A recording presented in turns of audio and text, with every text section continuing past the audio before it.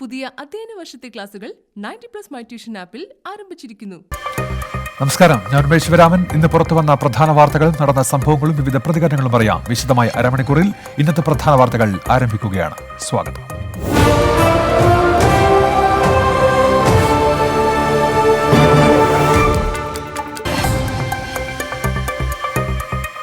VD. Satheesan പ്രതിപക്ഷ നേതാവ്. VD. സതീശന്റെ പേര് കോൺഗ്രസ് ഹൈക്കമാൻഡ് അംഗീകരിച്ചു. പാർലമെന്ററി പാർട്ടിയിലെ 21 പേരിൽ വി.ഡി. സതീശന് 12 പേരുടെ പിന്തുണ ലഭിച്ചു.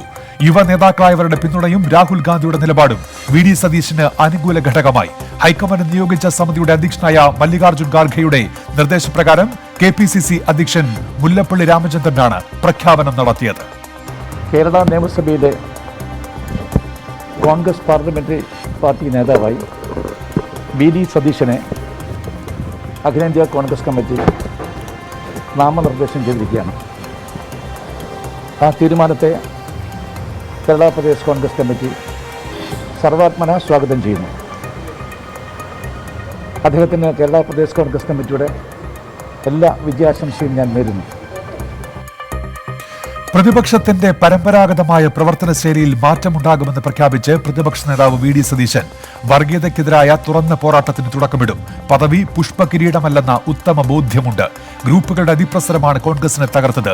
പ്രതിസന്ധി കാലത്ത് നിന്ന് യു.ഡി.എഫിനെ തിരിച്ചുകൊണ്ടുവരാൻ കഴിയുമെന്നും വി.ഡി. സതീശൻ. ഇനി മുതൽ കേരളത്തിലെ യു.ഡി.എഫിന്റെ ഒന്നാമത്തെ പരിഗണന കേരളത്തിൽ വർഗീയതയുമായി സന്ധിയില്ലാത്ത സമരം നടത്തുക എന്നതാണ്. ഈ വർഗീയതയെ കേരളത്തിൻ്റെ മണ്ണിൽ നിന്ന് പറിച്ചെറിയുക അല്ലെങ്കിൽ കുഴിച്ചു മൂടുക എന്നത് തന്നെയായിരിക്കും.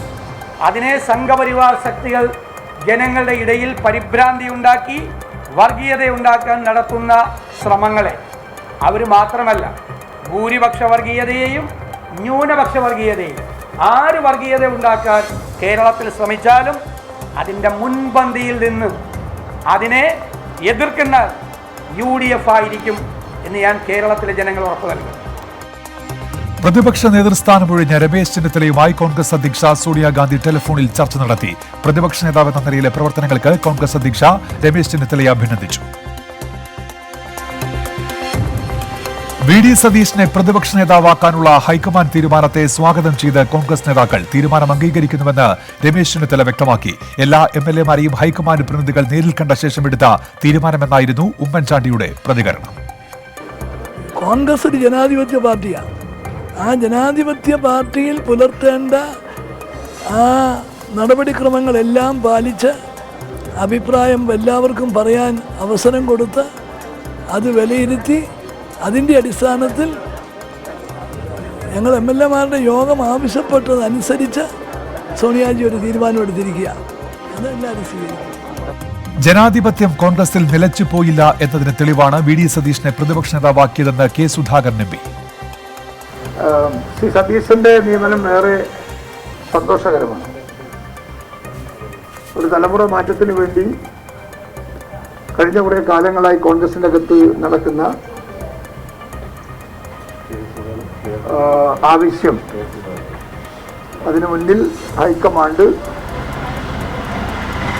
ആ ഒരു തീരുമാനത്തിനും ആഗ്രഹത്തിനും അംഗീകാരം നൽകി എന്നത് പ്രത്യേകിച്ചും യുവതലമുറയെ ഏറെ സന്തോഷിപ്പിക്കുമെന്ന് എനിക്ക് വിശ്വാസമുണ്ട്. സംസ്ഥാനത്തെ കോൺഗ്രസിൽ മാറ്റങ്ങൾ ഉണ്ടാകുമെന്ന പ്രതീക്ഷ കെ. മുരളീധരൻ എം.പി. പങ്കുവച്ചു. പുതിയ പാർട്ടി നേതാവിൻ്റെ തെരഞ്ഞെടുപ്പ് എന്ന് ഞാൻ സൂചിപ്പിച്ചിരുന്നു. ആ വികാരം ഹൈക്കമാൻഡ് കണക്കിലെടുത്തു എന്നാണ് ഇതിൽ നിന്ന് മനസ്സിലാവുന്നത്. അപ്പോൾ അതിൽ വളരെ സന്തോഷമുണ്ട്. തീർച്ചയായിട്ടും കോൺഗ്രസിൻ്റെ പ്രവർത്തനങ്ങൾ നിയമസഭയിൽ ശക്തമായിട്ട് ഉന്നയിക്കാനും യു.ഡി.എഫിനെ നിയമസഭയ്ക്കകത്തും പുറത്തും നന്നായി നയിക്കാനും ശ്രീ വി.ഡി. സതീശന് കഴിയും എന്നുള്ള കാര്യത്തിൽ സംശയമില്ല. അദ്ദേഹത്തിൻ്റെ കഴിവ് പലപ്പോഴും അദ്ദേഹം പ്രകടിപ്പിച്ചിട്ടുണ്ട്. വി.ഡി. സതീശന്റെ വരവ് കോൺഗ്രസിൽ ഊർജ്ജസ്വലതയുണ്ടാക്കുമെന്ന് മുസ്ലിം ലീഗ് നേതാവ് പി.കെ. കുഞ്ഞാലിക്കുട്ടി. ഇവിടെ വന്നിരിക്കുന്നത് ശ്രീ സതീശൻ പ്രതിപക്ഷ നേതാവായി വന്നിരിക്കുന്നു. അത് വളരെ ഊർജ്ജസ്വലത, അതുപോലെ തന്നെ നല്ല പ്രവർത്തനമൊക്കെ പ്രതിപക്ഷത്ത് ഉണ്ടാവാൻ തീർച്ചയായും ഇന്ത്യൻ യൂണിയൻ മുസ്ലിം ലീഗ് എല്ലാവിധ പിന്തുണയും കൊടുക്കും. കോൺഗ്രസ് ശക്തിപ്പെടണം. അതിനുവേണ്ടി ആ പാർട്ടി എടുക്കുന്ന ഏത് നടപടിക്കും അതുകൊണ്ട് തന്നെ ഞങ്ങൾ പിന്തുണ കൊടുക്കും. കാര്യങ്ങൾ പഠിച്ചു മുന്നോട്ടു പോകാൻ വി ഡി സതീശന് കഴിയുമെന്നാണ് പ്രതീക്ഷയെന്ന് തിരുവഞ്ചൂർ രാധാകൃഷ്ണൻ. മുന്നോട്ട് പോകുമ്പോൾ കോൺഗ്രസിനകത്ത് അടിമുടി മാറ്റമുണ്ടാക്കുന്നതിനെക്കുറിച്ചുള്ള ഒരു തീരുമാനമുണ്ടാകണം എന്നുള്ളതാണ് ഒരു പൊതു ആവശ്യം എന്നാണ് ഞാൻ മനസ്സിലാക്കുന്നത്. തൊലിപ്പുറത്തെ ചികിത്സ കൊണ്ട് ഒരിക്കലും നമുക്കിത് ഭേദപ്പെടുത്താൻ, ഈ അസുഖം ഭേദപ്പെടുത്താൻ പറ്റില്ല. അതുകൊണ്ട് സമഗ്രമായ രൂപത്തിലുള്ള മാറ്റം വേണം. ആ മാറ്റത്തിൻ്റെ ആദ്യത്തെ തുടക്കം എന്നുള്ള നിലയിൽ ഇത് ഗുണം ചെയ്തു എന്ന് തന്നെയാണ് എൻ്റെ വിശ്വാസം. വി ഡി സതീശൻ മികവാർന്ന പ്രതിപക്ഷ നേതാവായിരിക്കുമെന്ന് മുഖ്യമന്ത്രി പിണറായി വിജയൻ. വി ഡി സതീശൻ മികച്ച നിയമസഭാ സാമാജികനാണ്. പുതിയ പദവിയിൽ വി ഡി സതീശൻ മികവ് പുലർത്തുമെന്നാണ് പ്രതീക്ഷയെന്നും മുഖ്യമന്ത്രി. വി ഡി സതീശൻ്റെ അസംബ്ലി പെർഫോമൻസ് ഒക്കെ വെച്ചാൽ നല്ല മികവാർന്ന ഒരു പ്രതിപക്ഷ നേതാവായിരിക്കും തന്നെയാണ് പ്രതീക്ഷിക്കാവുന്നത്. അദ്ദേഹത്തിൻ്റെ അസംബ്ലി നടപടികൾ നിങ്ങളും എല്ലാം വീക്ഷിച്ചതായിരിക്കുമല്ലോ. പ്രതിപക്ഷ നിരയിൽ ശ്രദ്ധിക്കപ്പെടുന്ന ഒരു അംഗമായിട്ടാണ് അദ്ദേഹം എക്കാലവും പ്രവർത്തിച്ചിട്ടുള്ളത്. അതുകൊണ്ട് നല്ല മികവാർന്നൊരു പ്രതിപക്ഷ നേതാവായിരിക്കാൻ തന്നെയാണ് സാധ്യത. പ്രതിപക്ഷ നേതൃസ്ഥാനത്തിന് പിന്നാലെ KPCC അധ്യക്ഷ സ്ഥാനത്തും പൊളിച്ചെഴുത്ത് ഉണ്ടാകുമെന്നാണ് സൂചന. ഗ്രൂപ്പിനതീതമായ നേതൃനിര സംഘടനാ രംഗത്തും വന്നേക്കും. കെ സുധാകരന്റെ പേരിനാണ് മുൻതൂക്കം. പുതിയ അധ്യക്ഷനുണ്ടാകുമെന്നാണ് പ്രതീക്ഷയെന്ന് കെ സുധാകരൻ. പോലെ ചാനലിലൂടെയും വാർത്തകളിലൂടെയും മാധ്യമങ്ങളിലൂടെയും ഒക്കെ ഞാൻ കാണുന്നു എന്നല്ലാതെ ഒരു ഉത്തരവാദപ്പെട്ട ഓരോ നേതാവും അഖിലേന്ത്യാ തലത്തിൽ എന്നോട് എന്നെ KPCC പ്രസിഡന്റ് ആക്കുന്നതിനെ ആലോചിക്കുന്നുണ്ട് എന്ന് പോലും ഇന്ന് വരെ ആരും പറഞ്ഞിട്ടില്ല. ഞാൻ ആരോടും അത് ചോദിച്ചിട്ടുമില്ല. പാർട്ടിയുടെ തീരുമാനത്തെ അംഗീകരിക്കാൻ ഏത് തീരുമാനത്തെ അംഗീകരിക്കാനും കാത്തിരിക്കാനും അംഗീകരിക്കാനും വേണ്ടെന്ന് വെക്കാനും പാർട്ടിയുടെ ആഗ്രഹ അഭിലാഷങ്ങൾക്കനുസരിച്ച് ഞാൻ തയ്യാറാണെന്ന് ഞാൻ അന്നും ഇന്നും പറയുന്നു. ഇന്നത് വീണ്ടും ആവർത്തിക്കുന്നു. മുല്ലപ്പള്ളി രാമചന്ദ്രൻ KPCC അധ്യക്ഷ സ്ഥാനം ഒഴിയണമെന്ന് കെ മുരളീധരൻ 24നോട്. കെ സുധാകരൻ KPCC പ്രസിഡന്റാകുന്നത് പാർട്ടിക്ക് ഗുണം ചെയ്യും. കോൺഗ്രസിൽ അടിമുടി മാറ്റം വേണമെന്നും കെ മുരളീധരൻ MP. പുതിയ ആളുകൾ വന്ന് മൊത്തം പാർട്ടിയുടെ ഒരു മുഖച്ഛായ മാറട്ടെ, കൂടുതൽ ചെറുപ്പക്കാർ വരട്ടെ. കെ സുധാകരൻ KPCC പ്രസിഡന്റായി വരുന്നത് യഥാർത്ഥത്തിൽ ഇപ്പോഴത്തെ ഒരു മരവിച്ച അവസ്ഥയെ മാറ്റിയെടുക്കും. തീർച്ചയായിട്ടും അദ്ദേഹം ഉന്നത പദവിയിൽ വരുന്നതിനെ ഏറ്റവും അധികം സ്വാഗതം ചെയ്യുന്ന ഒരാളാണ് ഞാൻ. അദ്ദേഹത്തിന് പോലുള്ളവരെ കഴിവൊക്കെ പാർട്ടിക്ക് പരിപൂർണമായിട്ട് പ്രയോജനപ്പെടുത്തണം എന്നുള്ള അഭിപ്രായക്കാരനാണ്. KPCC അധ്യക്ഷ സ്ഥാനം സംബന്ധിച്ച് ഹൈക്കമാൻഡ് തീരുമാനിക്കുമെന്ന് മുൻ മുഖ്യമന്ത്രി ഉമ്മൻചാണ്ടി. കേന്ദ്ര നേതൃത്വം എന്ത് തീരുമാനമെടുത്താലും അംഗീകരിക്കുമെന്ന് KPCC അധ്യക്ഷൻ മുല്ലപ്പള്ളി രാമചന്ദ്രൻ. തെരഞ്ഞെടുപ്പ് പരാജയത്തിന്റെ പൂർണ്ണമായ ധാർമ്മിക ഉത്തരവാദിത്വം ഞാൻ ഏറ്റെടുക്കുന്നു. ആരുടെയെങ്കിലും തലയിൽ വെക്കാൻ ഞാൻ ആഗ്രഹിക്കുന്നില്ല. അതുകൊണ്ട് തന്നെ പാർട്ടിയുടെ വിശാലമായ താല്പര്യം വെച്ചുകൊണ്ട് ഒരു ഗുണപരമായ മാറ്റത്തിന് വേണ്ടി പാർട്ടി എടുക്കുന്ന ഏത് തീരുമാനവും എനിക്ക് സ്വാഗതാർഹമാണെന്ന കാര്യം അപ്പോൾ തന്നെ അറിയിക്കേണ്ടായി. അതിനുശേഷം ഞാൻ രേഖാമൂലവും അഖിലേന്ത്യാ കോൺഗ്രസ് കമ്മിറ്റി ഇക്കാര്യം അറിയിച്ചു കഴിഞ്ഞിട്ടുണ്ട്. ഈ കാര്യത്തിൽ എൻ്റെ നിലപാട് സുതാര്യമാണ്. 100% അഖിലേന്ത്യാ കോൺഗ്രസ് കമ്മിറ്റി ആ കാര്യം ബോധ്യപ്പെട്ടിട്ടുമുണ്ട്. ന്യൂനപക്ഷ ക്ഷേമ വകുപ്പ് മുഖ്യമന്ത്രി ഏറ്റെടുത്തതിൽ വിശദീകരണവുമായി CPIM. വി അബ്ദുറഹ്മാന് വകുപ്പ് നൽകാൻ തീരുമാനിച്ചിരുന്നില്ല. ന്യൂനപക്ഷ ക്ഷേമം തുടർച്ചയായി ഒരു വിഭാഗത്തിന് നൽകുന്നതിൽ പരാതിയുണ്ടായിരുന്നു. എല്ലാ വിഭാഗം ന്യൂനപക്ഷങ്ങളെയും ഉൾക്കൊള്ളാനാണ് മുഖ്യമന്ത്രി വകുപ്പിന്റെ ചുമതല വഹിക്കുന്നതെന്ന് മന്ത്രി MV ഗോവിന്ദൻ. ന്യൂനപക്ഷങ്ങൾ എന്ന് പറയുന്നത് എല്ലാ വിഭാഗം ന്യൂനപക്ഷം ചേർന്ന് തന്നെയാണ്. അവരെല്ലാം പരിഗണിക്കേണ്ടതുണ്ട്. അത് പരിഗണിക്കാൻ തന്നെയാണ് ഉദ്ദേശിക്കുന്നത്. ഒന്നെന്ന് പറഞ്ഞാൽ മുഖ്യമന്ത്രിയാണല്ലോ, അതിന് പ്രത്യേകമായ അധികാരാവകാശത്തോടുകൂടിയാണ് മുഖ്യമന്ത്രി. അത് കഴിഞ്ഞ മെമ്പർമാരാണ്, അതായത് മന്ത്രിമാരാണ്. ആ മന്ത്രിമാർക്ക് 1, 2, 3, 4 എന്നുള്ള ഒരു തരത്തിലുള്ള പ്രത്യേകതയുമില്ല. ന്യൂനപക്ഷ ക്ഷേമ വകുപ്പ് തനിക്കാണെന്ന് ആരും പറഞ്ഞിട്ടില്ലെന്ന് മന്ത്രി വി അബ്ദുറഹ്മാൻ. മുഖ്യമന്ത്രി ആ വകുപ്പ് കൈകാര്യം ചെയ്യുന്നത് കൂടുതൽ ഗുണം ചെയ്യും. വകുപ്പ് തനിക്കെന്നത് മാധ്യമ സൃഷ്ടിയായിരുന്നുവെന്നും മന്ത്രി വി അബ്ദുറഹ്മാൻ. അത്തരത്തിലൊരു വകുപ്പ് ടെലിവിഷനുകൾ അല്ലെങ്കിൽ മാധ്യമങ്ങൾ ഉണ്ടാക്കിയ വകുപ്പാണ്. നമുക്ക് പോർട്ട്ഫോളിയോ എന്താണോ അത് വരുമ്പോൾ നമുക്ക് ചീഫ് സെക്രട്ടറിയുടെ ഓഫീസിൽ നിന്നും അത് ബന്ധപ്പെട്ട കത്തുകൾ വരും. അതിലൊന്നും ഞാനങ്ങനെ ഒരു വകുപ്പ് കണ്ടിട്ടില്ല. പക്ഷെ ഇവരെന്താണ് പറയുന്നത് എനിക്ക് മനസ്സിലായിട്ടില്ല. മുഖ്യമന്ത്രി പിണറായി വിജയനെ പിന്തുണച്ച് സമസ്ത. വകുപ്പുകൾ തീരുമാനിക്കുന്നത് മുഖ്യമന്ത്രിയുടെ വിവേചനാധികാരമാണ്. സാമുദായിക ധ്രുവീകരണം ഉണ്ടാക്കുന്ന നിലപാടുകൾ ഒരിക്കലും സമൂഹത്തിന് ഗുണം ചെയ്യില്ല. ന്യൂനപക്ഷ ക്ഷേമ വകുപ്പ് മറ്റാരേക്കാളും ഇച്ഛാശക്തിയോടെ കൈകാര്യം ചെയ്യാൻ മുഖ്യമന്ത്രിക്ക് കഴിയുമെന്നും മുഖ്യമന്ത്രി അതിന് പ്രാപ്തനെന്നും ജിഫ്രി തങ്ങൾ. മുസ്ലിം ലീഗിന്റെ നേതൃനിരയിൽ മാറ്റമുണ്ടാകുമെന്ന് പി കെ കുഞ്ഞാലിക്കുട്ടി. കീഴ്ഘടകങ്ങൾ മുതൽ മുകൾ തട്ട് വരെ മാറ്റമുണ്ടാകും. സംസ്ഥാന ജനറൽ സെക്രട്ടറി സ്ഥാനത്തേക്ക് തന്നെ അവരോധിക്കാൻ ലീഗ് ആലോചിച്ചിട്ടില്ലെന്നും നടന്നത് കുപ്രചാരണമെന്നും പി കെ കുഞ്ഞാലിക്കുട്ടി. മുസ്ലിം ലീഗിനകത്ത് തീർച്ചയായിട്ടും ഉണ്ടാവും. മുസ്ലിം ലീഗ് മെമ്പർഷിപ്പിലേക്ക് പോകണു എന്ന് പറഞ്ഞു കഴിഞ്ഞാൽ അതിന് അർത്ഥം ബ്രാഞ്ച് തലം തൊട്ട് സംസ്ഥാന തലം വരെ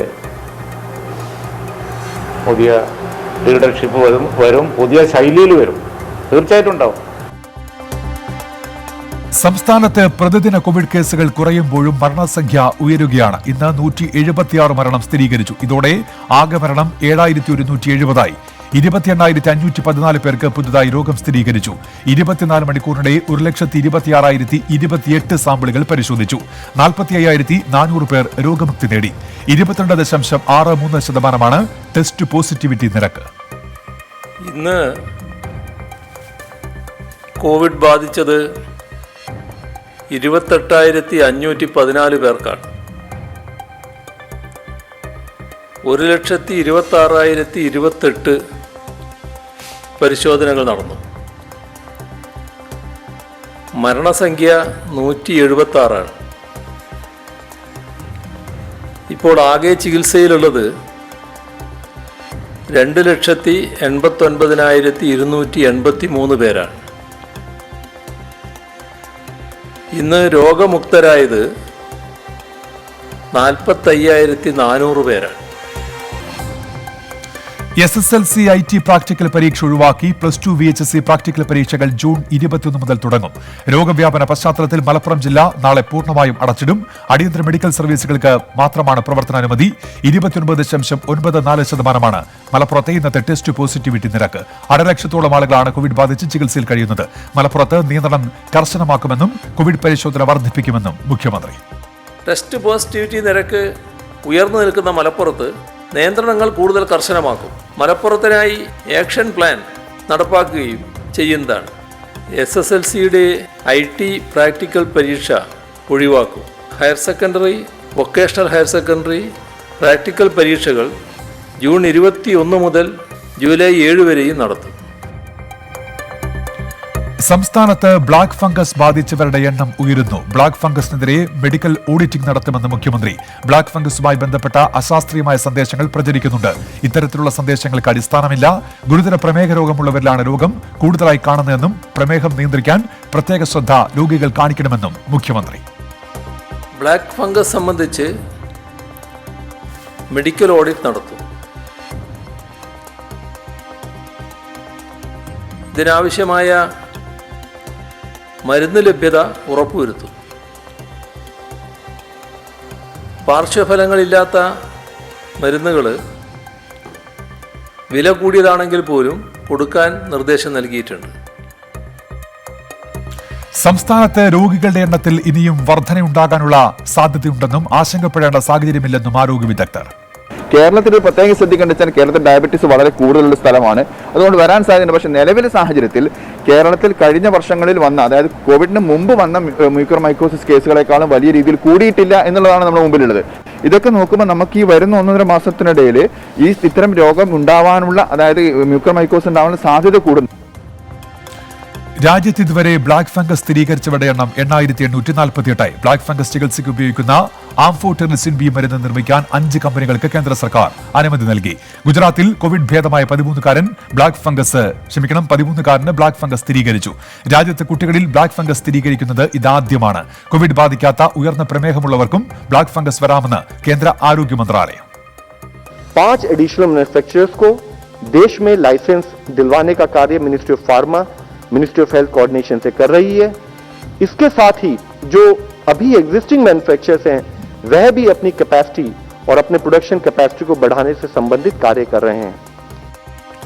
ബ്ലാക്ക് ഫംഗസ് രോഗത്തിന് മതിയായ മരുന്നും സൗജന്യ ചികിത്സയും കേന്ദ്ര സർക്കാർ ഉറപ്പാക്കണമെന്നാവശ്യപ്പെട്ട് കോൺഗ്രസ് അധ്യക്ഷ സോണിയാഗാന്ധി പ്രധാനമന്ത്രി നരേന്ദ്രമോദിക്ക് കത്ത് നൽകി. രാജ്യത്ത് ആശങ്കയായി കോവിഡ് മരണനിരക്ക് ഉയരുന്നു. പ്രതിദിന രോഗബാധിതർ കുറയുമ്പോഴാണ് മരണനിരക്കിൽ വർധന. 24 മണിക്കൂറിനിടെ 4,194 മരണം റിപ്പോർട്ട് ചെയ്തു. 2,57,299 പേർക്ക് രോഗം സ്ഥിരീകരിച്ചു. രാജ്യത്ത് റഷ്യൻ നിർമ്മിത സ്പുട്നിക് വാക്സിൻ ഉൽപാദനം ഓഗസ്റ്റിൽ ആരംഭിക്കും. വാക്സിൻ നിർമ്മിക്കാനുള്ള സാങ്കേതികവിദ്യ റഷ്യ ഉടൻ ഇന്ത്യക്ക് കൈമാറും. 7 സംസ്ഥാനങ്ങളിൽ പ്രതിദിന കണക്ക് 10,000-ന് മുകളിലെന്ന് കേന്ദ്ര ആരോഗ്യ മന്ത്രാലയം അറിയിച്ചു. CBSE 12ാം ക്ലാസ് പരീക്ഷാ നടത്തിപ്പുമായി ബന്ധപ്പെട്ട് നാളെ നിർണായക യോഗം. കേന്ദ്ര വിദ്യാഭ്യാസ മന്ത്രാലയം വിളിച്ച ഉന്നതതല യോഗത്തിൽ കേന്ദ്ര പ്രതിരോധ മന്ത്രി രാജ്നാഥ് സിംഗ് അധ്യക്ഷത വഹിക്കും. വിദ്യാഭ്യാസ മന്ത്രി രമേശ് പൊഖ്രിയാൽ, കേന്ദ്രമന്ത്രിമാരായ സ്മൃതി ഇറാനി, പ്രകാശ് ജാവ്ദേക്കർ എന്നിവർ പങ്കെടുക്കും. പരീക്ഷാ നടത്തിപ്പുമായി ബന്ധപ്പെട്ട നിർദ്ദേശങ്ങൾ യോഗത്തിൽ ചർച്ച ചെയ്യും. പ്രൊഫഷണൽ കോഴ്സുകളിലേക്കുള്ള നാഷണൽ എൻട്രൻസ് പരീക്ഷകളുടെ നടത്തിപ്പ് സംബന്ധിച്ചും യോഗത്തിൽ തീരുമാനമുണ്ടാകും. കൊടകര കുഴൽപ്പണക്കേസിൽ അന്വേഷണം BJP സംസ്ഥാന നേതൃത്വത്തിലേക്ക്. സംഘടനാ സെക്രട്ടറി M ഗണേശിനെയും സംസ്ഥാന ഓഫീസ് സെക്രട്ടറി ഗിരീഷിനെയും ചോദ്യം ചെയ്യും. തൃശൂർ ജില്ലാ ജനറൽ സെക്രട്ടറിയെയും RSS നേതാവ് കാശിനാഥനെയും ചോദ്യം ചെയ്തു. പണവുമായി BJPക്ക് ബന്ധമില്ലെന്നും എല്ലാം പോലീസിന്റെ നാടകമെന്നും BJP സംസ്ഥാന അധ്യക്ഷൻ K സുരേന്ദ്രൻ. ഇത് സംബന്ധിച്ച് ഒരു നാടകം പോലീസ് കളിക്കുകയാണ്, ഞങ്ങളത് മനസ്സിലാക്കിയിട്ടുണ്ട്. അതുകൊണ്ടൊന്നും BJPയെ ഇതിലേക്ക് വലിച്ചു കെട്ടാൻ നിങ്ങൾക്ക് സാധിക്കില്ല. ഞങ്ങളുടെ പ്രതിച്ഛായ തകർക്കാനുള്ള ഒരു ശ്രമവും വിജയിക്കാൻ പോകുന്നില്ല. ഈ കൊടകര സംഭവത്തെ അത് പാർട്ടിയുമായി ബന്ധപ്പെടുത്താനാണ് പോലീസ് ലക്ഷ്യം വയ്ക്കുന്നത്.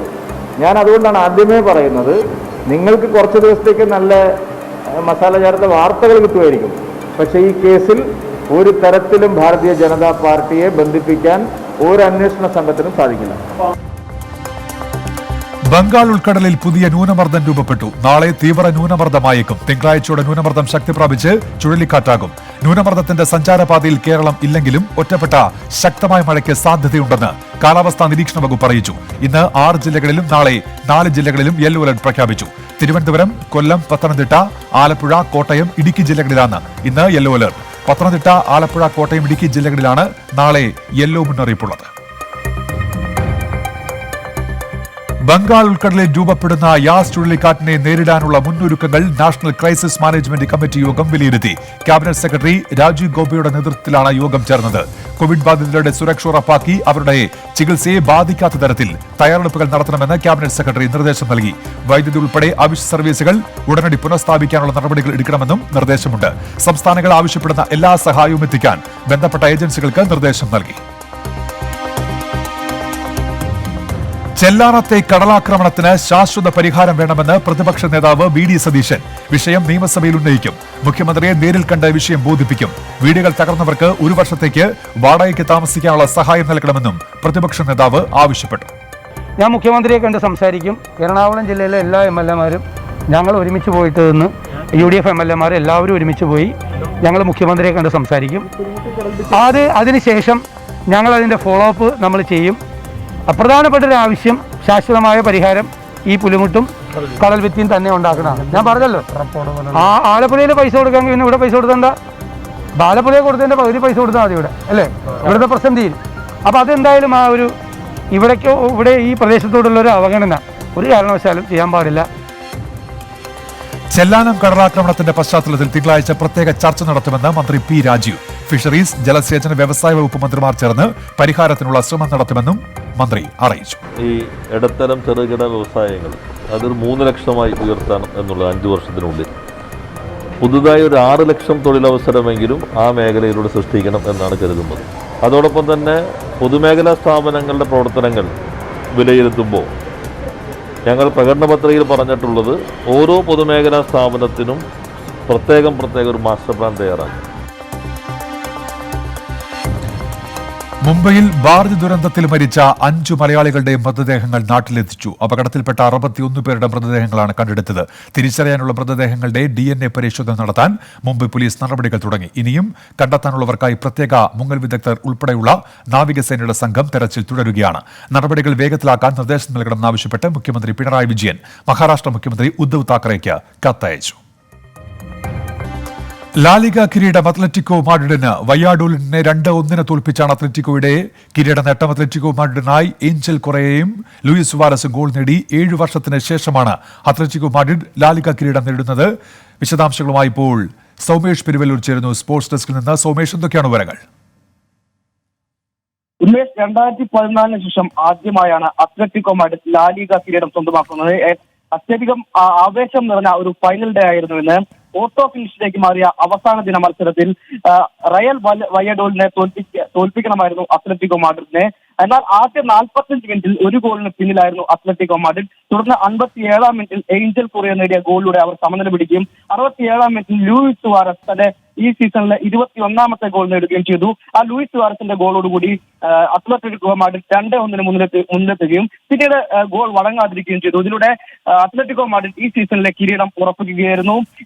നേരെ മറിച്ച് മറു സൈഡിൽ റയൽ മാഡ്രിഡിനും ഇന്ന് നിർണായക മത്സരമായിരുന്നു. അവർക്കും ജയിക്കാമായിരുന്നു, ഒരുപക്ഷെ കിരീടം നിലനിർത്താമായിരുന്നു. 2-1 അവർ വിയാറയലിനെ തോൽപ്പിച്ചെങ്കിലും 2 പോയിന്റ് മുന്നിൽ 86 പോയിന്റുമായി അത്ലറ്റിക്കോ മാഡ്രിഡ് ഒന്നാമത് ഈ സീസണിൽ, 84 പോയിന്റുമായി റയൽ മാഡ്രിഡ് രണ്ടാം സ്ഥാനത്തും 79 പോയിന്റുമായി ബാഴ്സലോണ 3-ാം സ്ഥാനത്തുമാണ്. ഒരുപക്ഷെ അത്ലറ്റിക് മാഡ്രിഡ് ചരിത്രത്തിലെ 11ാമത്തെ കിരീടമാണിത്. ഡീഗോ സിമിയോണി അവരുടെ കോച്ചായി പരിശീലകനായി സ്ഥാനമേറ്റ ശേഷം 2ാമത്തെ കിരീടമാണ്. 2014 ഇതിനു മുമ്പ് ഡീഗോ സിമിയോണിയുടെ കീഴിൽ അത്ലറ്റിക്കോ മാഡ്രിഡ് കിരീടം നേടിയത്. ഒരുപക്ഷെ കഴിഞ്ഞ സീസണിൽ ബാഴ്സലോണയിൽ കളിച്ചിരുന്ന ബാഴ്സലോണ ചെറിയ പൈസയ്ക്ക് വിട്ടുകൊടുത്ത ലൂയിസ് സുവാരസ് ആണ് ഈ സീസണിൽ അവരുടെ വിജയശില്പിയായി മാറിയത്. സോമേഷ് പെരുവല്ലൂരാണ് സ്പോർട്സ് ടീമിൽ നിന്ന് വിവരങ്ങൾ നൽകിയത്.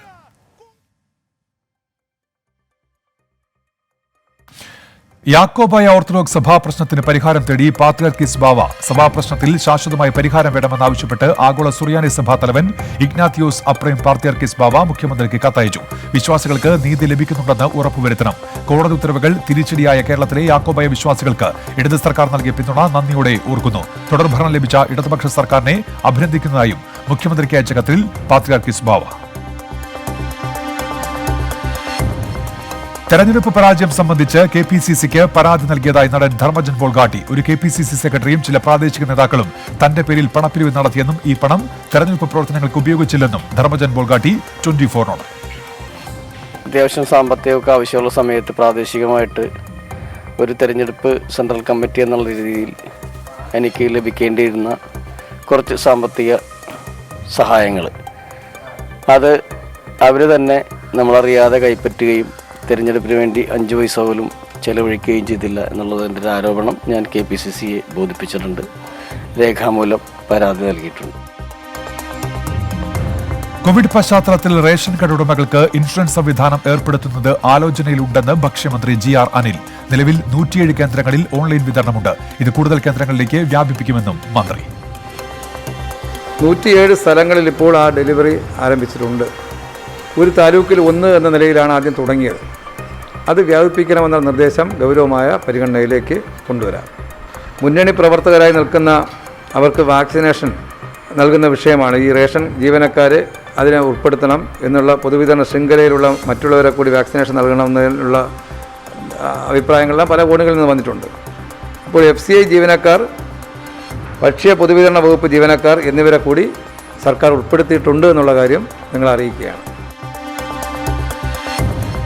മിൽമ മലബാർ യൂണിയന് കീഴിൽ പാൽ സംഭരണത്തിൽ പ്രതിസന്ധി ഒഴിയുന്നു. നാളെ മുതൽ പാൽ പൂർണ്ണതോതിൽ സംഭരിക്കാൻ മിൽമ തീരുമാനിച്ചു. സർക്കാർ പ്രഖ്യാപിച്ച ആശ്വാസ നടപടികൾ ഗുണപരമാണെന്ന് ചെയർമാൻ KS മണി.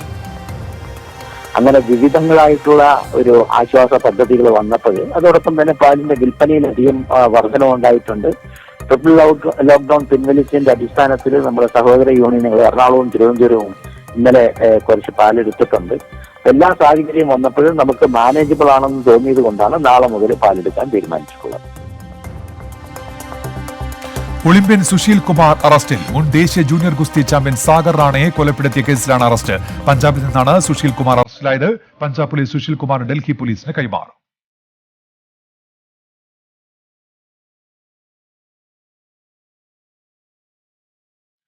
ഇന്നത്തെ പ്രധാന വാർത്തകൾ പൂർത്തിയാകുന്നു. നമസ്കാരം.